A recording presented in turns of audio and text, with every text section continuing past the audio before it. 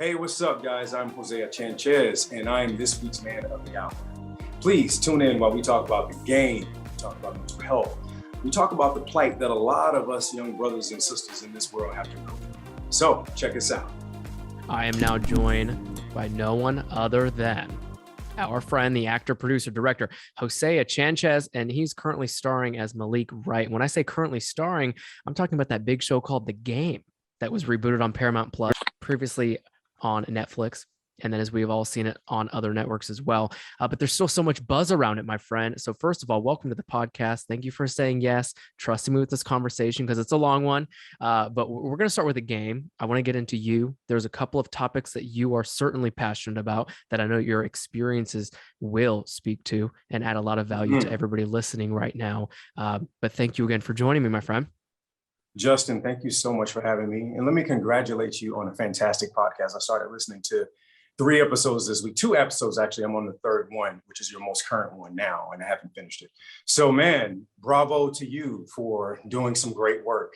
I appreciate you and I value what you do. So thank you for having me. I value what you do. You make our shows incredible. And I could cry with you saying that. The fact that you've already listened to my voice twice, you're going to get very tired of my voice now. But listen, and I think I told you this as we were about to hit the record button, but we had interviewed Boris Kojo as one of our first guests.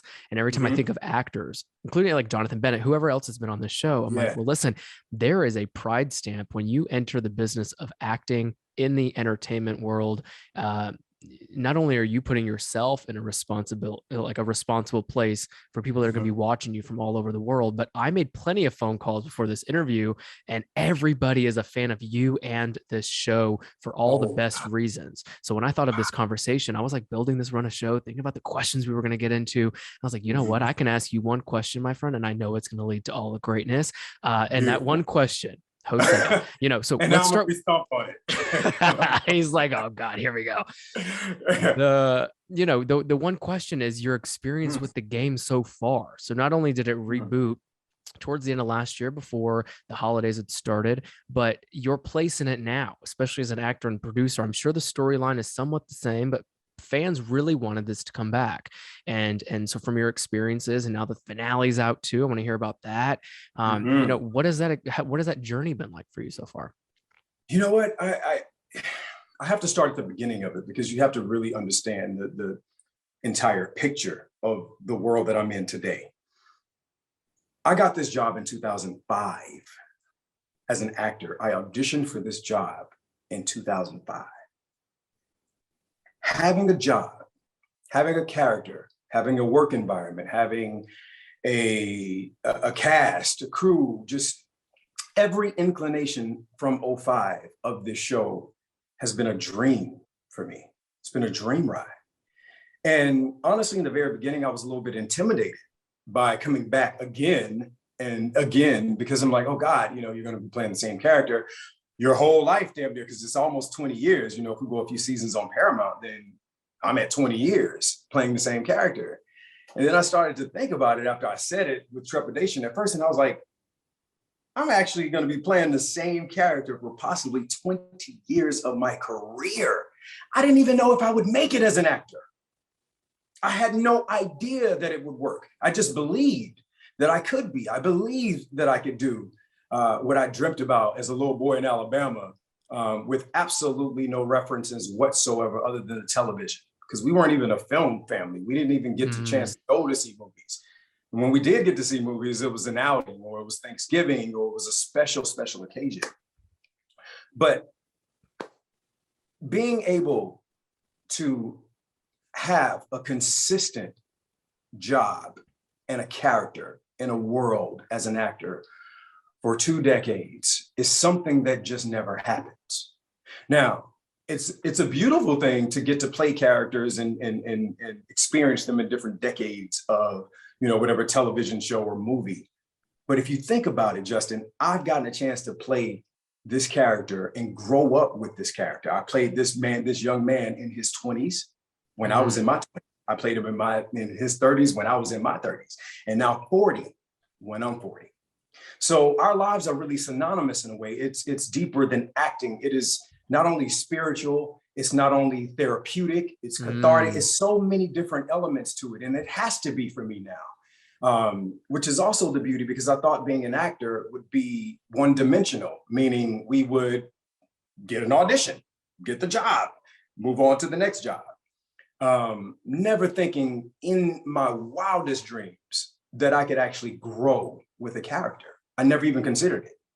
So, and maybe like whoever or however people would be maybe on Broadway or something, stage, grow, and it's synonymous, or, with the character that they're playing. But the point is, you asked me, how is it and what is it like? So I have to always paint a small picture and give some context to people when people ask me that question, because it is an impossible question to really answer, because it's so layered in my life and in trials, tribulations, and success. And the fans, the people who are desiring to see the show, that's another part of it, outside of being an actor, the business side of it, to see that actually people have a voice and people are using their voice, and then they want something and then they go for it and they get it. And then you become a beneficiary of other people's hard work. So I don't pretend to be the guy who's done any of this. And I don't think anybody on this show should be anybody to say that they've done this all. The fans have done a lot of the groundwork for the series. And obviously God is the shepherd of everything that I do. So it's a melting pot of emotion when you ask about the show. And we can dig into the small details, but just overall, it's unbelievable, Justin. It's unfathomable as an actor who didn't know he would even be an actor, moving from Montgomery, Alabama, all the way to California, living in my car because my situation didn't work out. So, yeah, I feel like I'm the luckiest actor on the planet, to be honest with you. As with you saying that, thank you for laying the foundation there. I would even consider you a very lucky actor as well. That's very, they're black sheep situations, the unicorn of the world, like that. These things happen to good people. You said that you went to California, you stayed in your car. What was that? When I was moving to California, when I was moving here, it was really a series of unfortunate events, is the bottom line. Where I was supposed to live, it did not work out. And I just kind of couch hopped a little bit, just with a few family members. And let me go back. In truth, I was supposed to move to California specifically to live with a relative. That did not work out. And because that didn't work out, I ended up living with a relative's friend. The relative's friend ended up being a person who was an addict of some kind. And she had a drug dealer. And she was also in prostitution too. So my series of events when I got to California was really unfortunate. I ended up staying with her on the very first day that I got here. Didn't know her at all. Her and my other cousin, who is like my brother, Errol, took the journey with me from Alabama here. And it's so crazy because we didn't know her. I stayed with her one night. Her drug dealer boyfriend came and thought that, my cousin and I had something to do with her in some inappropriate way or whatever. Anyway, stole all of our stuff. Only thing I ended up having was a vacuum cleaner that was left in my car and an old TV that I brought because we couldn't take it out the car, and my car. He stole all my clothes. He stole all my toiletries. He stole everything. And this is day 2 of me living in not even in Los Angeles, in California. So I won't be really long-winded about this, but it's such a long, arduous story. And so, not having a place to live when I got here, I would drive my car to the Walmart parking lot in San Bernardino and park my car under the light. And there was a parking attendant, or not a parking attendant, but a security guard there who he'd look out for me, throughout the night as he's monitoring the parking lot or whatever. And so it was a really rough start to this dream. But I will tell you this, favor and my Father, God, is everything, because not too long after that, and I mean 3 years after that, I started booking commercials, working, and then I never turned back. And then by 2005, I had The Game, which was one of a few pilots that I had already been booking pilots and everything in a short amount of time. So I really had, some angels on my shoulders when I got here, because it could have went really bad for me. outside of the bad that it did go, Yeah. So yeah, that's the homeless part. Well, listen, and I know a lot of folks that are, it's one of the main reasons and along with anybody else who's tuning in now, Royo, you're probably the same way. We respect entertainers in that regard. It's not like you're picking up a gig all the time or that someone's scouting you. Sure, you have a great agent. Doesn't mean you're going to be the next star on the game. Wait, so I have a two-parted question for you out of curiosity, but also because I know this is why I asked the question to follow up with what you had just said about being in your car, or I guess living out of your car. Do you think what your role is now with Malik Wright on the game 2 decades later has any relativity to you sleeping in your car? Should you had not slept in your car, do you think you would be playing Malik Wright the same way today at all? No, I don't. I don't think I wouldn't be. I absolutely know that it wouldn't be the same. It's so interesting, Justin, how life and trauma inflicts a lot of who we are in the moment. And we start out with these ideals that life should be perfect and things should not go wrong. Nobody really understands the context. When you're a young man and a young woman, you don't understand the value you're curating by solving problems. But if you have no problems, there's nothing to solve. So one of the things that staying in my car taught me was that I'm okay. I'm actually as independent as I thought I was. Now I knew I was an independent young man at a very young age because I was 14 forging my birth certificate so I could work at Checkers to get a job. And then from 14 to 18, I had about 7 jobs in 4 years. So I've always been a really ambitious and an excited person to get into the world and to be independent. But I thought that I was ready. And even moving to California, I was like, okay, I thought I was ready, but then I had a safety net. So I thought, and a relative that I was supposed to be staying with. However, that didn't work out. I knew that if I could overcome that, that it would enhance my life and my future. I knew it. I knew it would be something that I would use on my journey. And I had to know that. I had to believe that because I'm a grandmama, I'm a grandpapa, I'm a mama, but like I'm a really family-oriented man. I would have went home if I didn't think I could have done it. So I knew that there had to have been something that I would gain and benefit from this moment in my life. Now, specifically this moment of homelessness, what it did for me was it gave me something that at early age I didn't have, was empathy. Empathy is something that was the through line for Malik this season, for me. I had to have empathy with the character, what he was going through, what these players go through, what all of us, Black men, brown men, men in general, white men, everybody is going through trauma, grief. A lot of people are in mourning and don't even realize it because most people don't even understand what mourning is. We talk about the bodies and the people and the lives and the human connections that we've lost over the past 2 years, but we don't really understand what we are going through every day as individuals who think we are healthy. We are not. So that experience started me on a journey of empathy, and it opened my eyes to some things and to some arrogances as a young man. Because honestly, I thought the world was perfect. My world was perfect as a kid until my grandmother passed away, which is the reason I moved to California. So it gave me the courage to move to California, I should say.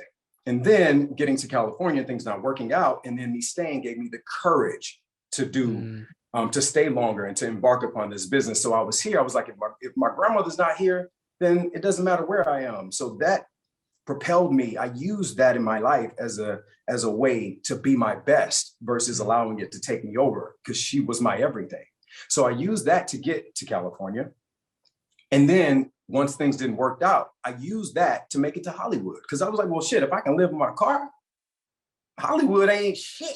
You know what I mean? If I can beat homelessness, and in all honesty, Justin, and a lot of people who are going to hear this and watch this in today's time, because we're going through so much as a country and as a universe, as a world with, COVID and everything. If you can beat being homeless, if you can beat having nothing in this country, because there's no respect for homeless people, unfortunately, in this country. There's no network that is in place that is flawless, that helps. It's too many flaws. So there is no help, no access. So I knew that if I could get beyond that in California, then I could do anything. So that got me to the place where, okay, I would go to auditions and take rejection, but then I knew who I was because I beat homelessness and everything else. So that I knew I would be able to work in Hollywood by using my drive.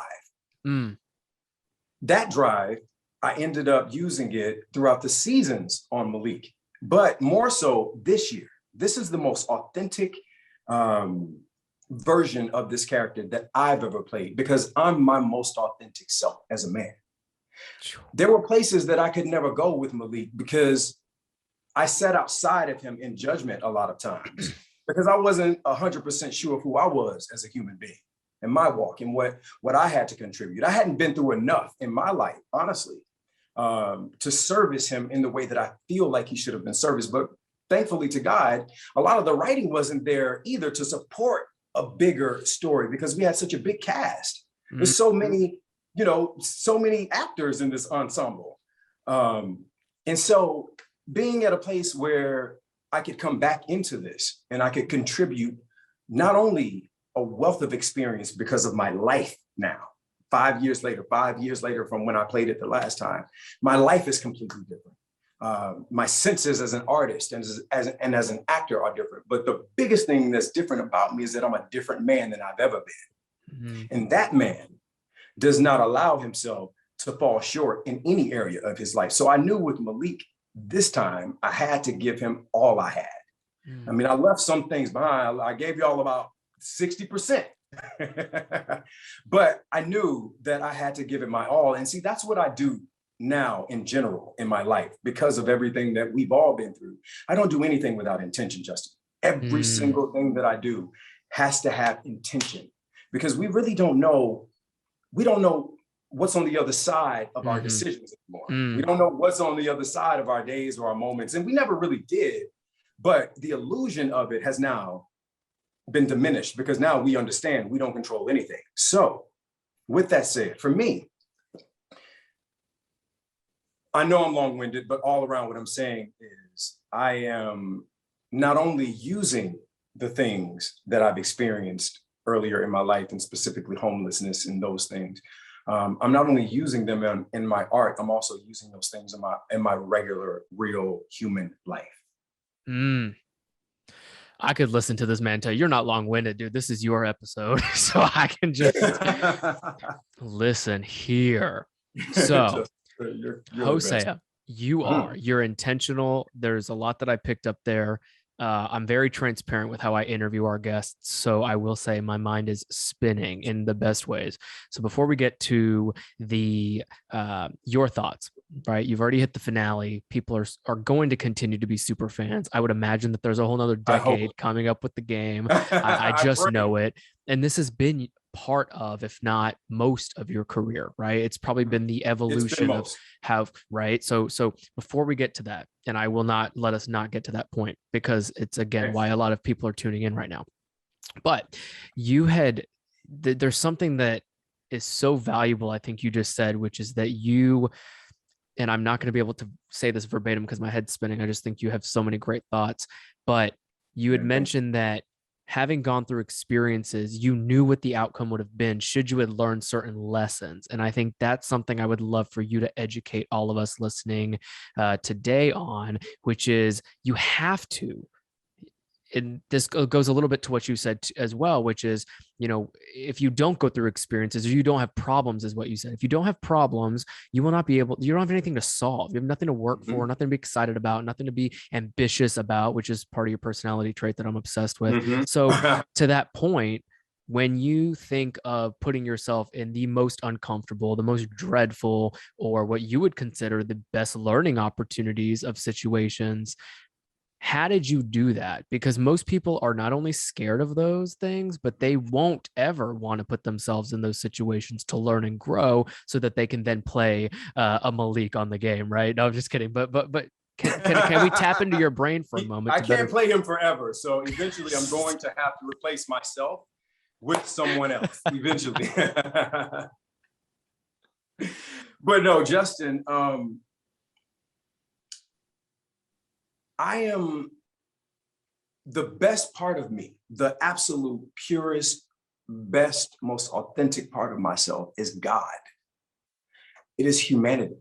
It is not only caring for myself, but being aware that this life, this interview, this consciousness, this reasoning, this problem solving, there have been humanity in and of itself. None of us have done the work for what we've reaped these benefits of. Not one person on this planet has done the work. There have been multitudes of humans that have allowed us to get to this place where we can understand consciousness. And they've worked out so many kinks for us that when we come along, we're born into the 2000s and the 90s and the 70s or whatever you're born into. We're born into this and we think technology just exists. We think that math it's a rite of passage. One of the things that I've done in my life was I've went back into the essence of who I am as a human being. Why am I here? And not why am I here, as in what am I here to do? I'm a human. There have been humans before me. Evolution has allowed me to get here and be a young man where I can articulate my thoughts, even have thoughts. I don't know what life was like before, but my point is, it is your job. It is absolutely your job to do the work on yourself and understand who you are and where you came from. And I don't just mean where you came from historically as a Black man or, your origin. I mean humanity. Because there's a blessing, there's a gift in understanding what this body actually is for us, And that's your mainframe. And if you don't understand the computer that you're working with, then you're going to miss a lot of things in life that you actually can use. Here's what I mean by that. Everything that happens in our lives happens for your greater good. If you don't believe that, that's just your belief. That's great. But I'm here to tell you, in knowing everything that happens in your life, there's a purpose.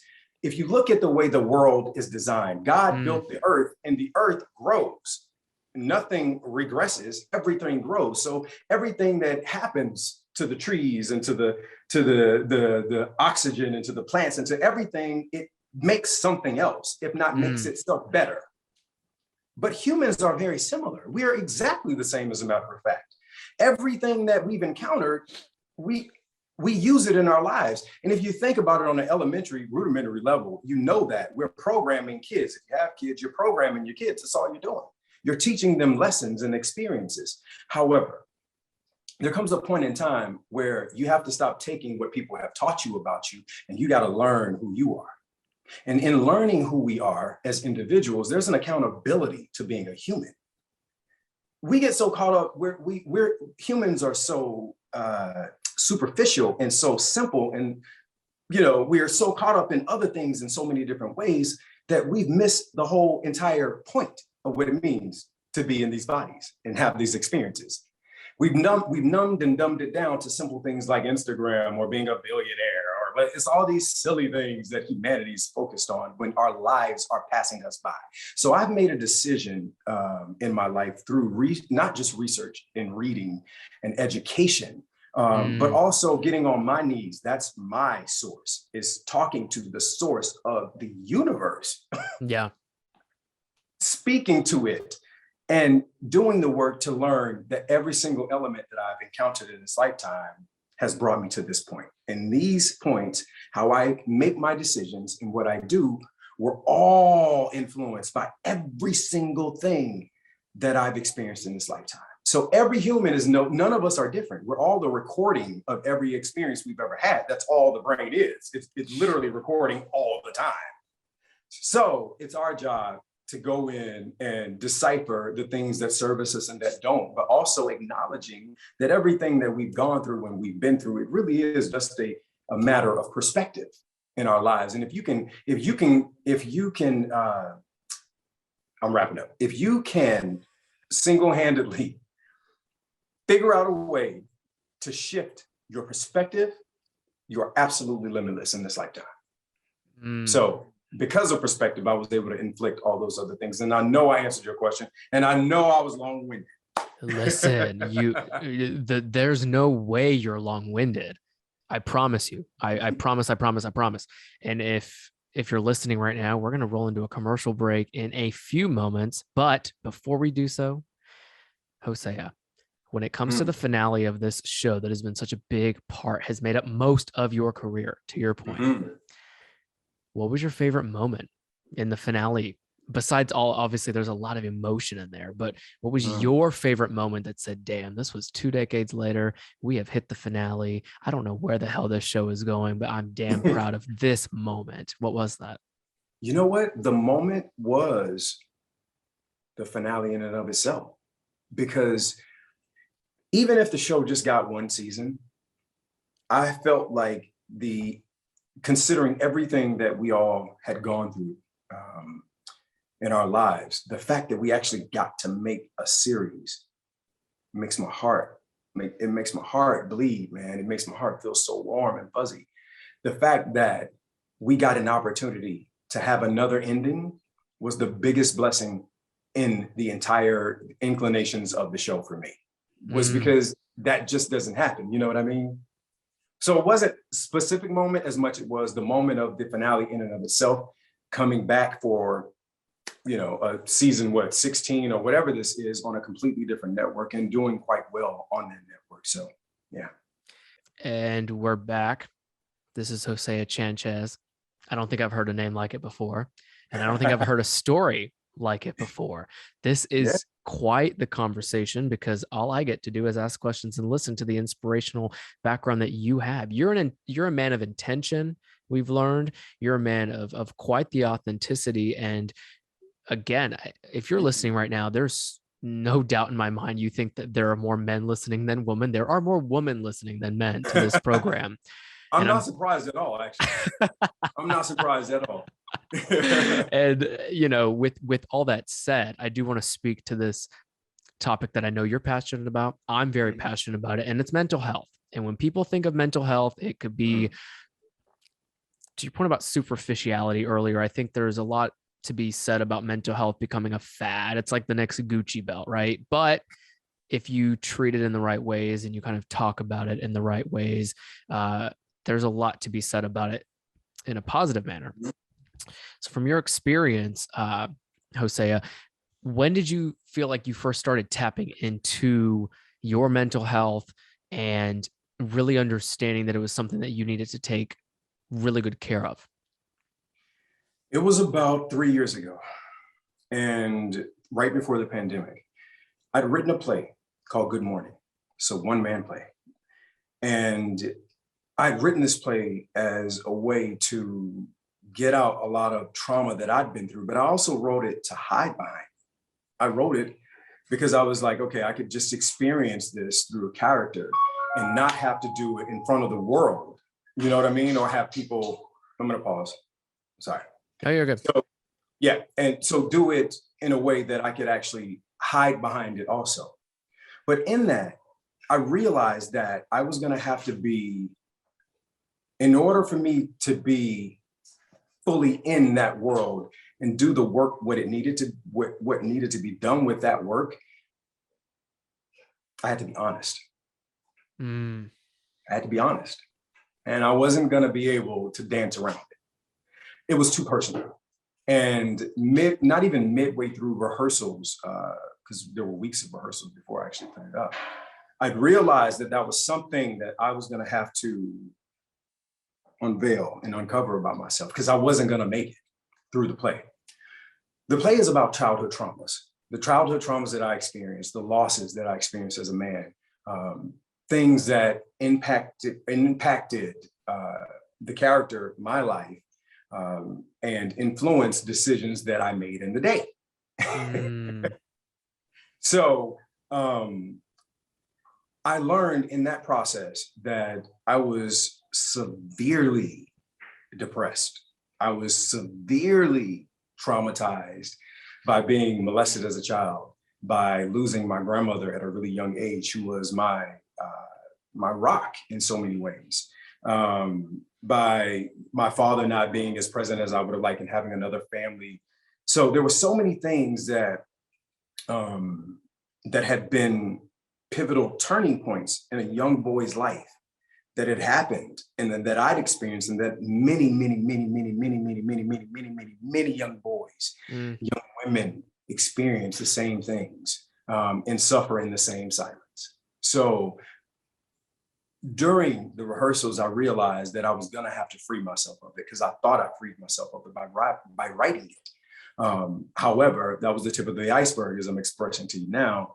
And I knew that I would have to go in and just be 100% authentic and honest. And that was when I said, I need some assistance.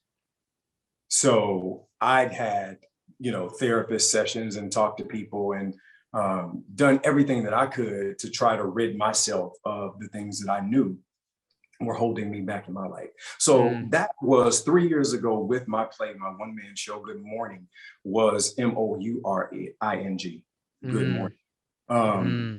That was when I realized that I too was suffering from mental health issues. Because before I was like, okay, well, what the fuck is that? I'm like, okay, well, how do we target that thing? Yeah. You know what I mean? Like, what is that? So I thought, and sadly, as a lot of us, Black and brown brothers are, we always think we're above the shit. We don't think it applies to us, or we don't really know how to break down what mental health means and how to apply it to our lives, our individual lives. Yeah. And the truth is, experience is the best way to learn from anything. And every human, an experience is the best way to really learn a lesson, or learn and heal from things.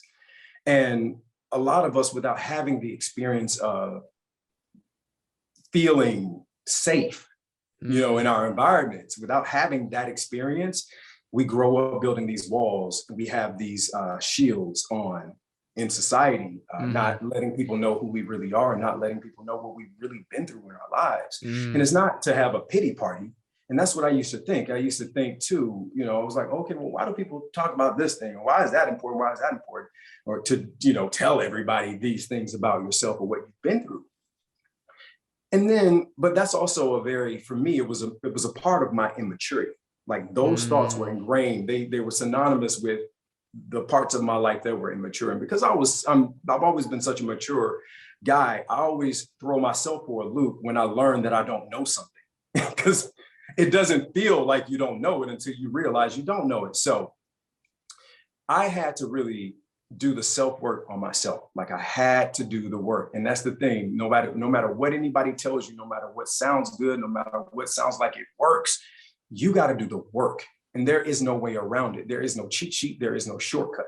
It will feel like a shortcut in the moment, but real life is going to hit you, and you're going to need what you either learned or you didn't learn at that moment. And life has prepared you for it. Now, whether you've retained it or done the work, that's on you. But life has prepared you for that moment. So I had to make sure that I was aware that I was suffering from some form of mental health. I had to identify with it. And then doubling into COVID, if you don't know by now, then you ain't never gonna know, because this really fielded me, Yeah, no, that's true. That's interesting you say it was 3 years ago, because I would imagine, from what I'm hearing from you today, this could have been easily 2 decades ago. This could have been 2005 that I would have thought you had figured your mental health, not figured it out. Sorry, I shouldn't have said that. You would have understood your mental health and been practicing how to evolve and learn from what you were going through, but you never know when that's going to hit you, which is why I wanted to pose that question. I think none of us will ever know when mental health problems will arise, or when something will trigger you. And something else you brought up, I think, is so significant, is that no matter who you are, what you had been through, a lot of being safe and comfortable comes to your community and your surroundings. So my next question for you, Hosea, and is Justin, that, like, can I say, before you ask that next question, can I say one more thing that I forgot? Yes. I didn't know the thing that got me most about mental health, and how the thing that crushed me out of everything I told you, the thing that brought me to my knees the most was realizing that there had been an instance, there had been something so traumatic in my life that had happened to me, but I intentionally forgot it. I told myself, I'm going to forget this. And 30 years later, however many years later, 20 something years later, it hits you like a ton of bricks again.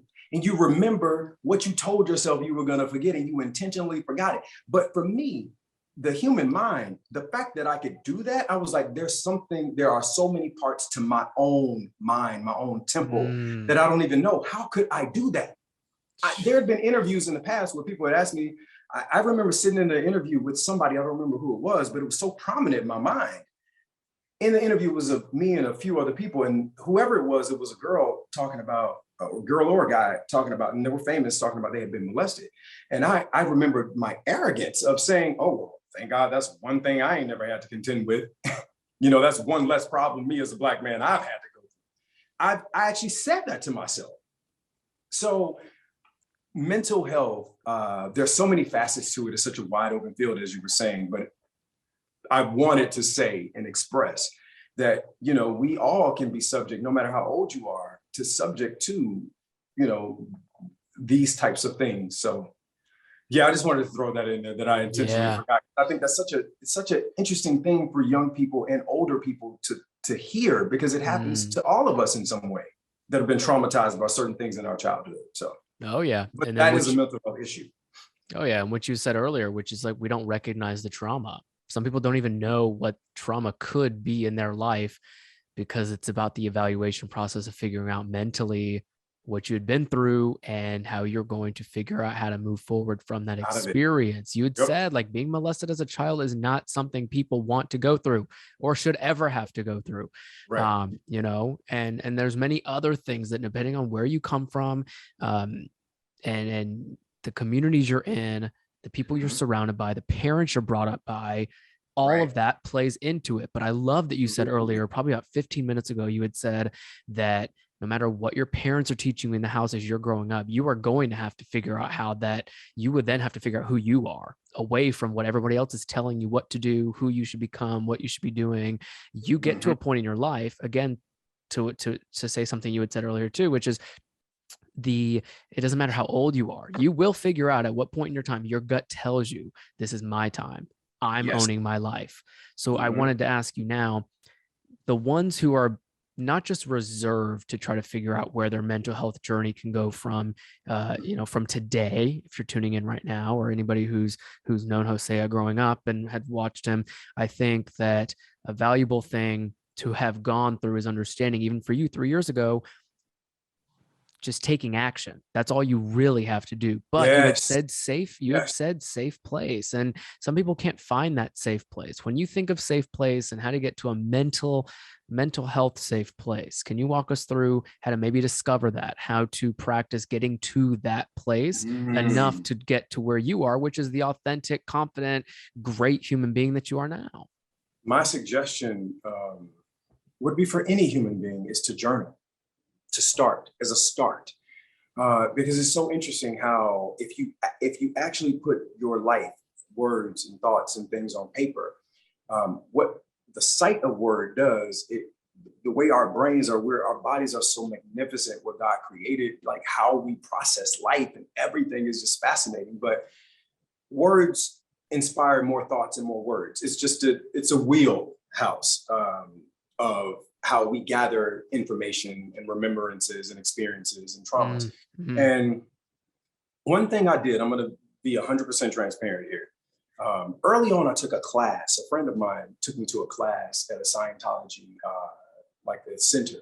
And Scientology was not for me. And I learned that early on, being a young guy from Alabama, a Christian man, and just my values and things. But one of the things that I learned there, out of all the crazy things that people hear or whatever, one of the things that I learned, because I took a few sessions, like you take the classes, introductory classes, is how we process trauma. And they taught me in just that quick little class. And again, I'm not advocating for anything or anyone. I am not a Scientologist. I would say that 1,000 times. I've never been one. I've only been to a couple classes with a friend of mine when I first got started in the business.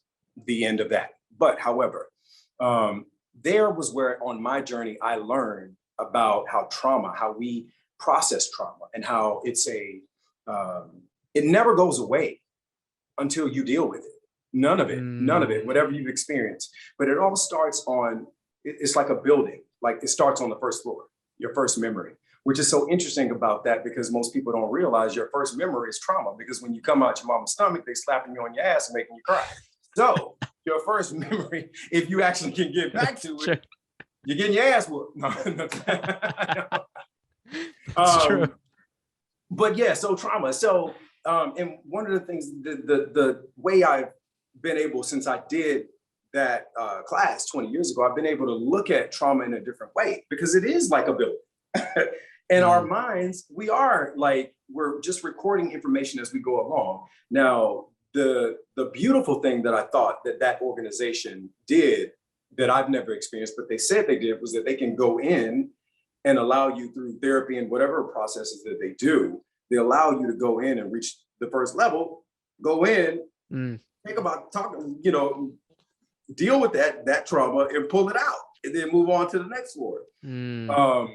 Which is why a lot of times, we humans, it's hard to build a layer to understand how to get to the stuff. So that's why I'm saying I would start with journaling. I have journals for days, because what happens also is the human mind forgets. So what you want to do is you want to build a safe space for yourself. And I understand a lot of people, even if you don't have, do it in your notes if you're not trustworthy. But then if you're not trustworthy, then that's a whole nother issue that you got to deal with too.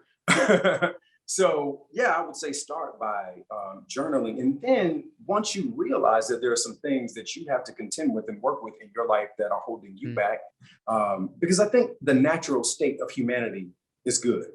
That's my inherent belief. I don't care who you are. I don't care who you mention right now on this call. I don't care who your commenters, followers, Trump, I don't care who you say. Inherently, I believe humanity at its core are good. That's our neutral. Now, we learn other ways to operate. We learn savage ways to survive in this lifetime. But if we can get in, and we can through research and work and journaling, like I said, and I've read a lot of books. I'll give you some recommendations of things that have helped me on my journey with unlocking who I am and where my traumas lie. But then also after journaling, I believe in prayer. I firmly believe that you can accomplish anything through a relationship with something other than yourself. And I don't mean a human being. Having a relationship with something outside of this lifetime, it will be the only thing in times of darkness that will get you through, that will stop you from pill popping, alcohol, drugs, sex, whatever it is that you don't want to contend with in your life. So yeah, I would say definitely journaling, and then prayer, implementing prayer. Doesn't matter what your beliefs are. I'm not talking religion, I'm talking prayer. So yeah, those are the ways that I think you can get into it. Do you have any, what do you think, Justin? You got any other? I want to hear your book recommendations, and then I'll give some. I think, people can tap into therapy. I think there's virtual and in-person ways to do that. If you're wanting to at least try it, I think therapy is fine. Getting a good corner of people in your life. I think talking it out is just as to your point about journaling. I think talking about your problems and really finding solutions at the end of those conversations is so important. It's why I started this podcast. Me asking you questions and you giving answers are the solutions to problems people who are tuning in may have. And that to me is so important. I was like, I ain't made to market, sell, business, own, act, sing. I ain't made to do none of that, but I'm made to know people who do those things, and I'm made to talk to those people. And so something to your point about finding finding ways to deal with those traumatic things that happen in your life. I'm 25 and I still have things that have happened. And I'm like, you know what? some of just talking it out with the people that you trust. Like you had said, you have to trust that notepad or that person. If you can find that, I think that's therapy in and of itself, if you don't decide to go the psychological route with professionals. So book recommendations, 2 or 3 of your top. Okay, well, you know what? I'll get the specifics, but I started out. I mean, Eckhart Tolle it's always one of my favorites. You know what I mean? Sheesh, who else? Give me a second. My brain is overflow, but I'll get them to you. I promise you. I promise you. I just He'll bring them up. If you think of it, or you think of the author or the name, drop it. If you think of it after this interview, I will put it inside the description of the podcast episode. Awesome. But we'll move right along. You're busy, dude. I'm not trying to keep you for 10 hours. I would keep you for 3 hours, but then I would get fired. So you know what? No, I'm kidding. So more on you, Hosea. I would be amiss by asking you. You know what? There's so many elements to your life that we've already kind of been able to gracefully understand through this conversation, but I also know that you probably haven't unraveled this part of your career. This entertainment business is constantly evolving. It's constantly changing. It's so much of what people consider escapism. That's why people love shows, movies, music, concerts, parties, whatever it is. Entertainment is a great business, but it is ruthless and it is ever changing, and it will never not be those two things.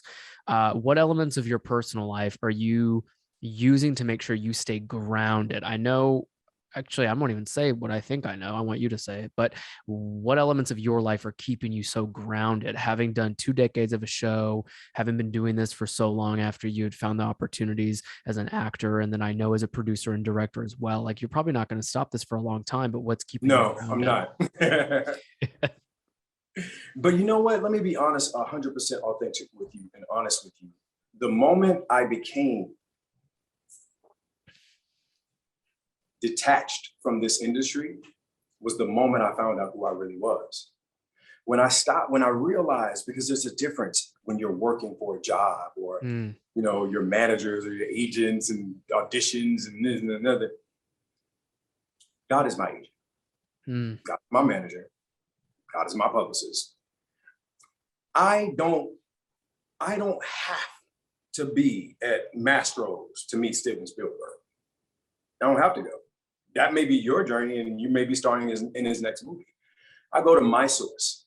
I figured out in my life, I finally figured out that there is a source, whatever you call it, don't care. I figured out that there is a source in life that is supportive of this human experience, because I know we couldn't be here unless something supported the life for the human to live the life. So I figured out that I'm a light, and I figured out that all of my needs are already met. I just have to meet the opportunity with the best attitude, with preparation, and not only that, but making sure that I'm qualified to do the things that I dream about. See, life is different for you when you realize not only your purpose, but how you service your purpose. And in that, I've just really discovered what life really means to me. And what it really means to me is being good to the people that are in my life, loving and cherishing everybody that I possibly can, continuing to do the best work that I can, because this is my journey as an artist. That's what I chose. Nobody's born to be an actor. I've chosen this journey in my life to represent who I am and the life I choose to curate for myself. See, that's the other thing. We also believe that life just happens to us. Sometimes we don't know that we are willing participants in it, and not only willing participants, but we're like author and co-authors, in our lives. And so I got that now. And so now I realize that I don't have to contend with certain thoughts about this industry. I don't have competition. I don't know who else is up for the part, but there's no such thing as competition. If it's for me, it's for me. It's just what it is. I have to do the work to get everything that's on the other side of my doors, because it takes work no matter who you are. We all have to work for everything that we desire. So my mindset is different.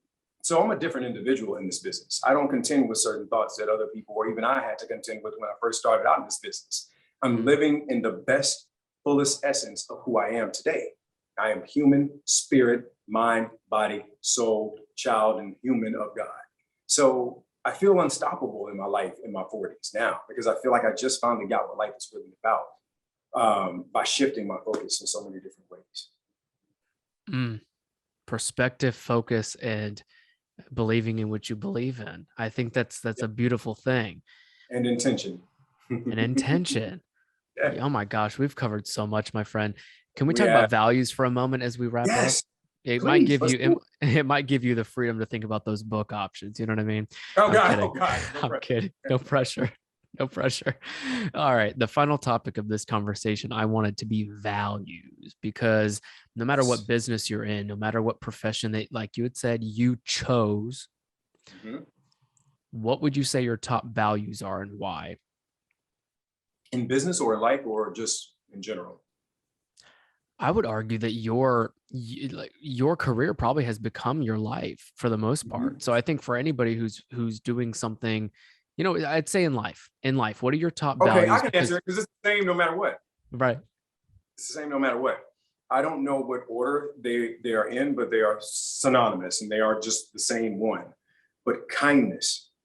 And it's so interesting because I remember Ellen used to say that. I was like, kindness. That's a broad thing. Like, how do Mm, we define kind? You know what I mean? It's like, um, and in these latter years, I've learned that um, kindness is just absolutely irreplaceable.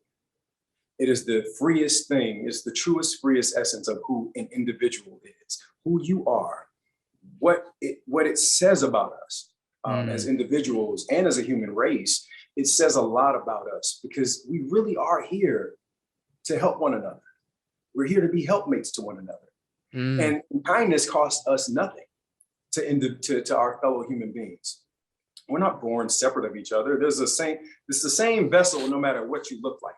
Okay. Unless humans can get here another way, doesn't matter if you're straight, you're gay, you're black, you're white, you're trans, you're a bigot, it doesn't matter. It's the same. We're the same mm, humans. mm. So I'm really turned on by kind individuals. Um, I value kindness. It's something that as I walk through my life, as I make decisions and who I affiliate with, associate with, and even work with, kindness Mm. is at the very top of the list. Oh yeah. And then um, another one that I walk through life with that is really important to me is making sure that empathy leads me. Empathy has to lead me in humanity now. A lot of my life as I walk through my life right now is so funny, Justin, is that I'm not concerned with myself. I'm concerned because I feel free, I feel present, I feel current in the moment and just like a vessel, an open vessel. Mm, So I'm not concerned with myself as much, but I see so much happening to the world and our other human brothers and sisters that I'm just leading. I wake up every morning in my heart, the little bit of heaviness that I might feel will probably come from humanity, mm, what we're all going through, like what we're all contending with and suffering through. So now, the essence of what I need as I walk through life has changed from 5 years ago. mm, And then last but not least is forgiveness. Forgiveness is one of the most, if not the most, it's just as important as love and kindness because humans aren't perfect.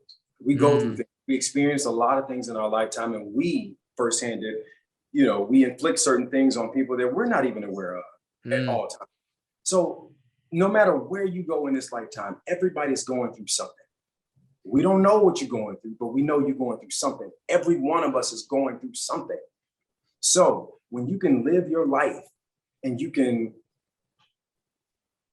not only forgive other people, but forgive yourself for the things, see, that frees us up of all the other things. I feel like with kindness and forgiveness, if you can master those two, you're essentially unaffected by what happens to you in your world. So now, when you're mm, unaffected by what happens to you in your world, you start to actually create your, because mm. now you're not moving with the wind based off of how somebody else may feel about you or whatever the circumstances is. Now you're actually in the zone where you're curating your life. Mm, And so I always try to lead with those two things because they're, in a way, a balance of each other to keep you on the right track in your life. So anything that happens in between that. So I usually keep those as benchmarks for what I have to have in my day and what I expect in my day and what I project in my day. Man. So I'm going to speak to forgiveness for a second. Then we're going to go to kindness with my last question for you. And the reason I say forgiveness first, I know y'all heard that beep. We're not cutting it out. Something I thought about is like, Hosea's over here passionately talking, and I know he's going to have to forgive whoever opened that safe alarm in his house. Whoever opened that door. I had to say that. No, that's my sister. I love it. Well, listen, sister, it wasn't even a big distraction. I was like, oh, he's just talking. We're not going to stop this one. I said, but he's going to forgive whoever, rang the alarm, Alexa, or whoever's running that door system. So for kindness, my last question for you, I think will add a lot of value to us who are listening to you speak right now, because, kindness is not something people are necessarily, not trying to pursue or something that they're shying away from. I think it's something they still have yet to understand if they're not in pursuit of it. And it's because to your whole point, you've mentioned experiences throughout this whole conversation. Kindness is something you will need to experience to understand the fruition of what comes with it. And I almost feel like if you're not being treated with kindness, you still have the opportunity to be so kind to those around you that it will so much bring everything tenfold. And so I wanted to ask you as we wrap up, I mean, obviously we still need to know what the book options are, and I'm kidding, but Hosea, can you give us one good experience in your life? It could be anything, career, personal, where you being so kind to somebody really changed your life. And you could take as long as you need to on this one, because that's being like kind to someone changed my life. Yeah. Ooh. That's a great question. While he's thinking, I get paid to ask questions, by the way. No, I'm kidding. No, well, let me tell you this. Here's really just when I first moved to California, everywhere I went, and in about 20 years, it was about 20 years. The past 4 or 5 years, no. But if you ask anybody that's known me, I have quite a few people who've known me since I've been in California. And I knew that, okay, I'm trying to make this more than it is, because it's such a magical story, but it is just a simple story. So everywhere I go, up until the past 5 years, when I'd ask God to please stop doing this to me, unless he just needed me to do it, every year I would find at least 3 or 4 wallets, every single year. One time I found this wallet. I was broke as sin. Do you hear me? I mean, broke. It was a Louis Vuitton wallet, a long Louis Vuitton wallet. And I'd never seen a black card a day in my life. Had a black card, had every American Express, everything. Then they had just made a transfer into their bank, and the thing was there. It was like $370,000 from another account that was, 1.3 mil, whatever. Point is, and then she had about $3,600 worth of cash. I wasn't able to pay my rent. My car was about to get repossessed. I was like experiencing a horrible time. And at that point, that was about the 8th wallet that I found. So I knew by this time that this is an assignment. This is an assignment that I'm on. So if I find your wallet, it's intended for you to get it back. I've gone through the greatest lengths to return wallets to people as of last year, as a matter of fact. Sorry, I said 5 years. I keep forgetting. I actually did it again 3 times last year. So yeah, that's my thing. So that act of kindness, and I would never take a reward from anybody. The lady tried to give me all the cash in her wallet. That, like, when I returned her wallet, she was like, "Oh no, take the cash, take the cash. I'm so grateful, so grateful." I was like, "No, why would I take cash? Like, why take cash, or why take something for something that I'm supposed to do? Like, I don't get rewarded for waking up in the morning. I mean, nobody gives you rewards for what you're supposed to do." So I always knew that the joy of returning people's wallets. Even last year, I returned a young lady's wallet who was on the hiking trail because I wasn't working out at gyms. I just went to the hiking trails. And I found her wallet and I looked at her license and drove it all the way down to Santa Monica, where the hell she lived. But that's something that's brought me immense joy because I've only lost one wallet in my lifetime, and the person used up my credit, used up all my credit cards. And it took me, 5 years to get rid of their imprint. But that was something I never wanted to happen to anybody else. So it was one thing that it was synonymous with me in my life was I felt such privilege in returning things to people that they belong to, in order so they could, not have to go through multitude of trouble reestablishing their lives and things like that. And I would be honored that I would be the person who discovered that wallet, because I knew that, like I said, that if I found your wallet, that, God has favor over you because he knows I'm going to return it, no matter how far you live. Yeah. So that act of kindness is something that I feel is something in this universe trusts me inherently because it keeps happening to me. So I feel great about that on my journey. Wow. Yeah. You know, what's interesting. Yeah, I remember, as you say all of it, yes, I 100% agree. I think you do good to others and things will come fold, and your life experience has definitely spoken to that. Mm-hmm. But, and y'all listening probably thinking the same exact thing. Hosea, I was expecting a story where your life as an actor, like someone that you did something nice to, came in a director's casting room, and it was some lady that you had made a treat at Starbucks to, and she just happens to be the casting director for the game, and blah, blah, blah, blah, blah. And what's interesting, you still like that story is incredible and it's yours and it's wholesome and it's authentic, but it shows what kind of man you are. You don't even think about the reward of returning these wallets and having that been such a consistent part of your life.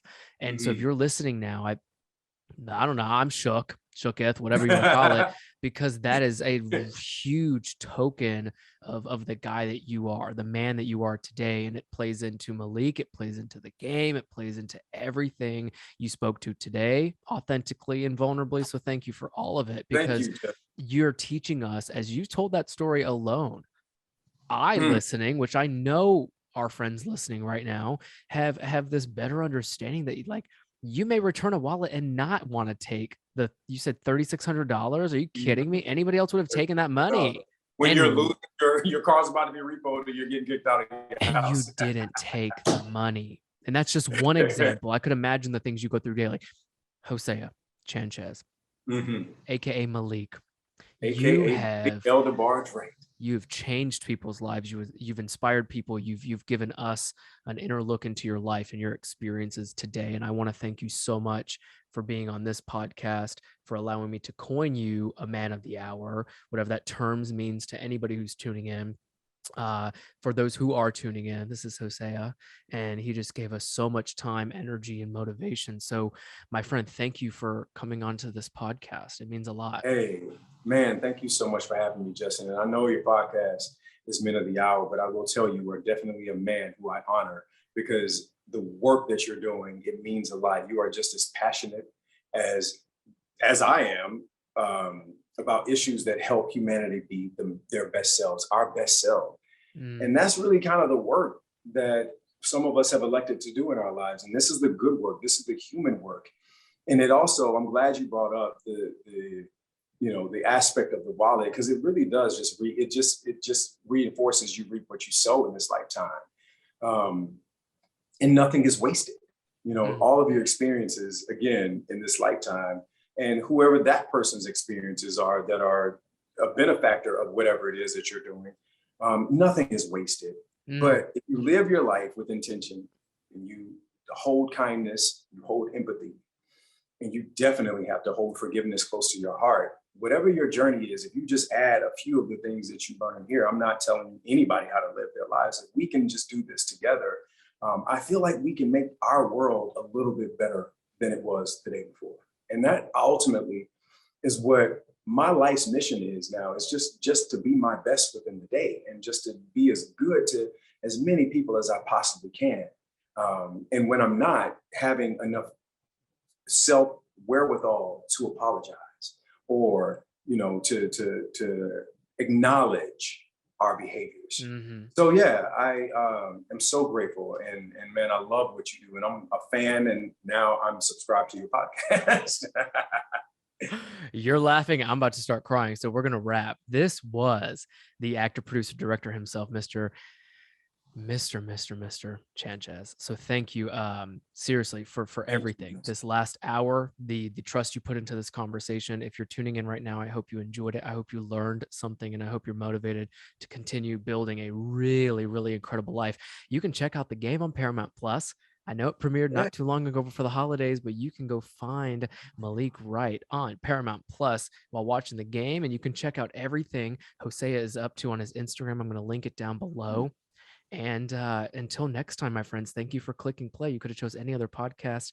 And Hosea, again, I have to give you all my thanks. I'm probably going to keep telling you thanks after we stop recording this episode. So thank you. Thank you, brother. I appreciate you so much. God bless you and your listeners.